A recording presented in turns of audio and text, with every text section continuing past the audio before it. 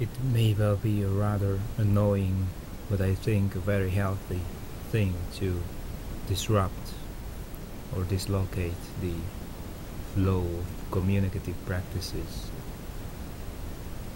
we engage in. Because by disrupting this flow, we can disclose the amount of unnecessary or misdirected energies we invest in that process. And communicative practices we do are basically coordination, attempted coordination of our actions and behaviors with each other. Now, to disrupt or to dislocate this coordination, we can have recourse to at least two factors, one of which is rhythm, a rhythmic alignment. So let's take the example of a couple, two individuals who are having an intense verbal fight, a quarrel. One of them initiates the argument by throwing accusations at the other, and the other immediately perceives where he or she has to make a riposte, when she's supposed to respond back. So we can see a very clear pattern of turn-taking happening, and as the fight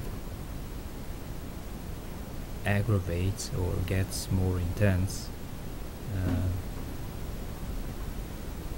this pattern of turn-taking, these accusations and denials take their turns in a lockstep, and it evolves into a very tightly paced ritual of resentment.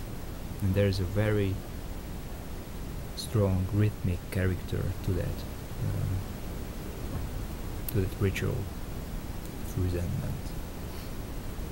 And by stepping back, by not responding at the required moment, by disrupting this rhythmic dance,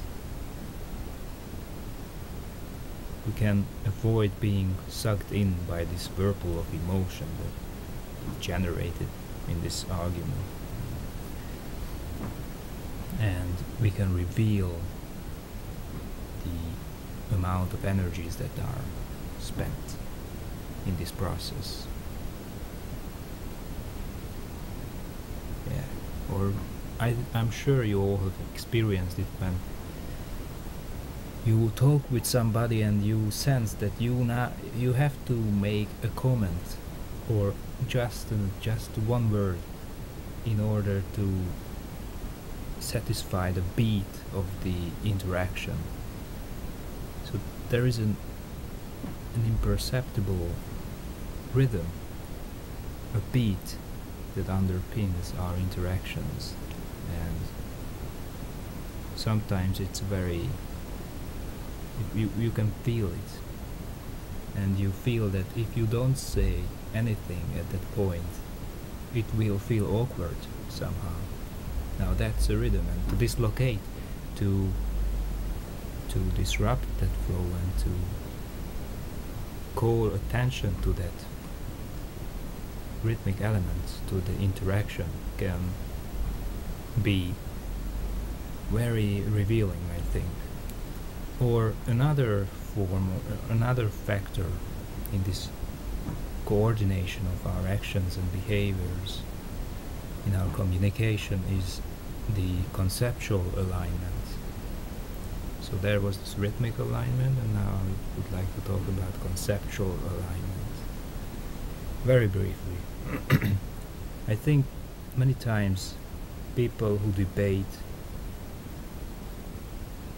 about something, they may be really debating about their understandings of concepts and not the concepts themselves.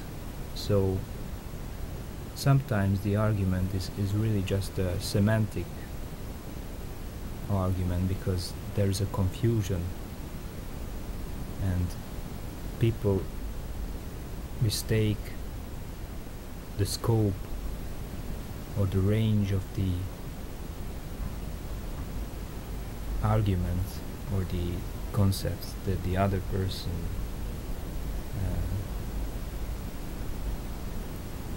invokes. So